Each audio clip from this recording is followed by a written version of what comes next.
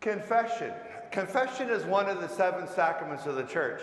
Most people are very uncomfortable with going to confession, so they avoid confession. Turns out to be, from the very moment everyone in Mass woke up this morning, you've been going to confession to someone, whether you know it or not. Because the first family member you walked across, the first person you saw when you left your home door to get into this church, they've been making an assessment, a judgment about you. And when you enter this church, if anyone was sitting in their pew and they watch you walk into the church, they start making a judgment about you. And how you genuflected, they made a judgment about you. You might have walked in, made a really nice genuflection. You know those proper ones. You stop alongside of the pew, you make a little bow, you make the sign of the cross, you go down on one knee, and then you enter the pew. If a person watched you genuflect like that, oh, they made an assessment about you. But if you walked in 90 miles an hour, you did one of those little swoop down genuflections, and you slid into your pew as fast as you could, they made an assessment about you. You see, that's the key point of today's gospel reading. Everything we do, people judge us. Well, it's something like this little poem jingle. Let's take a look at this little jingle. You can tell on yourself by the friends you seek, by the very manner in which you speak, by the way you employ your leisure time, by the use you make of $1 or a dime. You tell what you are by the things you wear, by the spirit in which your burdens bear, by the kind of things at which you laugh, by the records you play on your phonograph. You tell what you are by the way you walk, by the things of which you delight to talk, by the manner in which you bear defeat, by so simple a thing as how you eat, by the books you choose from any shelf, and these ways and more you tell in yourself. So there's really no particle of sense in an effort to keep up false pretense. You tell in yourself by the examples you set. You see, that turns out to be the key point of today's gospel reading, coming out of the 8th chapter of Matthew, verses 27 to 35. Now, what we want to do is take a look at the very first section of the opening part of today's gospel reading, verse 27a of the 8th chapter of Mark. Let's take a look. It starts off by saying this. Jesus and his disciples set off to the villages of Caesarea Philippi, and along the way, he asked his disciples. These disciples, that Jesus handpicked 12 disciples. Jesus believed that if he's ever going to be able to get the truth from anyone, it's going to be from these confidants of his, these handpicked 12 disciples. Now, Jesus is going to ask them a very powerful question. He's going to want to know the answer. You see, at this point in the 8th chapter of Mark, Jesus is heavily involved in his public ministry. So are his disciples. It is imperative for Jesus to find out, how am I coming across? How am I being interpreted by those that I'm ministering to, those I'm preaching to? And Jesus realized that, and it's true for all of us.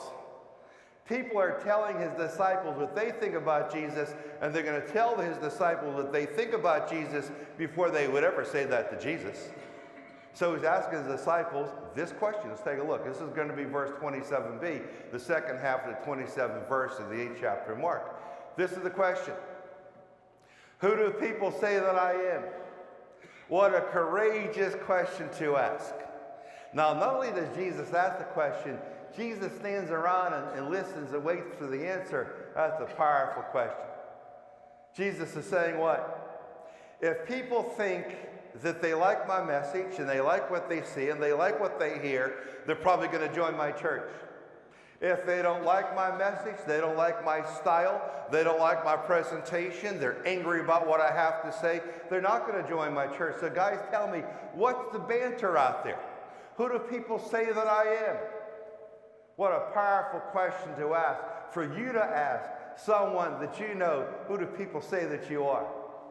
Now let's take a look at the answer that the disciples gave Jesus. This is going to be verse 27b and then verse 28. So this is the lead-in. We just went over that first line. So the lead-in is this. Who do people say that I am, disciples? And his answer he receives from his confidants, his 12 disciples, they replied. That's they, his 12 disciples. Some say John the Baptist, others Elijah, still others one of the prophets. You see, when Jesus heard that answer, he had to feel pretty good about himself.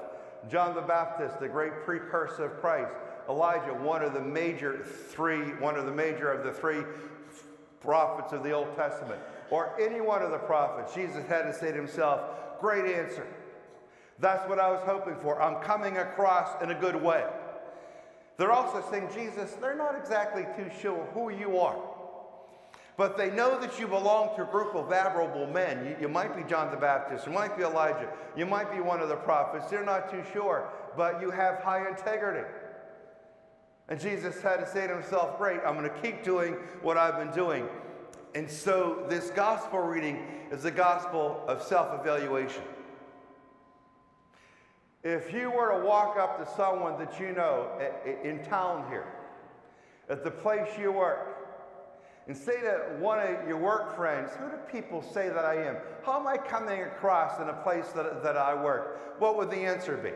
You know, it's what I call the real obituary, the true obituary for all of us. You know the obituaries, you open up the paper, you turn to the obituaries.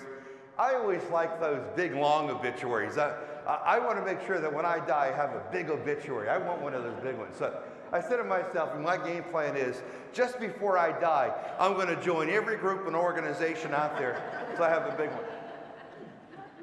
You know, the other day I joined the Sears Craftsman Tool Club, so that's going in there. I'm a card-holding member of the Giant Eagle Advantage Club, that's going in there. But the truth of the matter is, the size of the obituary really doesn't matter. Because if someone knew you while you were alive, and then they learn of your passing, if they really knew you, they don't have to read your obituary. They already know your name, and maybe some of your family members, they already know what you did for a living. But the real obituary is that one word, that little sentence, that half phrase someone's going to say about you when they learn of your passing. It doesn't matter what the obituary says. Those are salient, positive points of your life. The real obituary is when someone learns of your passing, what are they going to say? They just might say, that was one really nice guy. They learn of your passing, they might say, he was a prince of a fella. They learn of your passing, they just might say, wow, she could really make a cinnamon roll. Those things are great. Oh, she was great at chocolate chip cookies. They're unbelievable. Or they might say, if it wasn't Eldon, it was his. That guy stole everything. He was a thief. He wasn't any good. One thing's for certain for all of us at Mass this morning, when we pass, those who knew us when we were living, they're going to say something. The obituary in the paper has nothing to do with their assessment about you. You are confessing yourself to them right as you are alive. And so when you pass, they're going to say something about you. What is that going to be? That's going to happen for every one of us. Will it be something nice and admirable? Or something kind of dubious and dark? That's based upon us. Who do people say that you are? Put in the first person.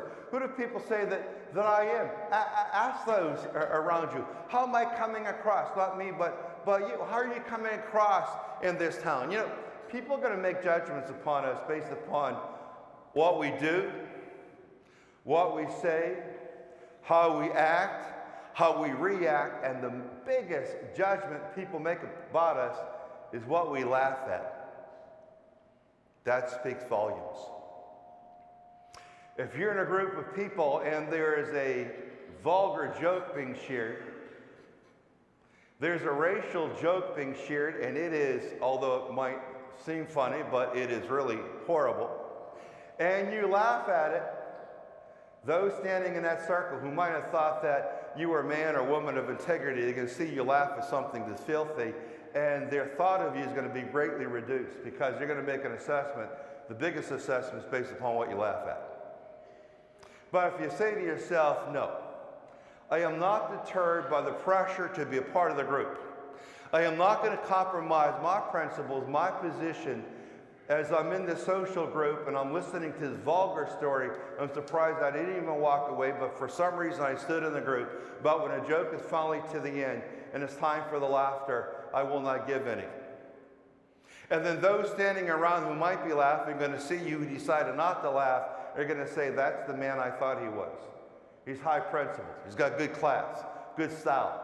And how do I know that? Because even in the middle of the social setting, the pressure to chime in with the others, he did not laugh at that vulgar joke. So today's question is, gospel is one of self-evaluation. Now, you might not necessarily walk up to someone and say, who do people say that I am? But answer that question to yourself. If you did ask that question to someone, what would they say?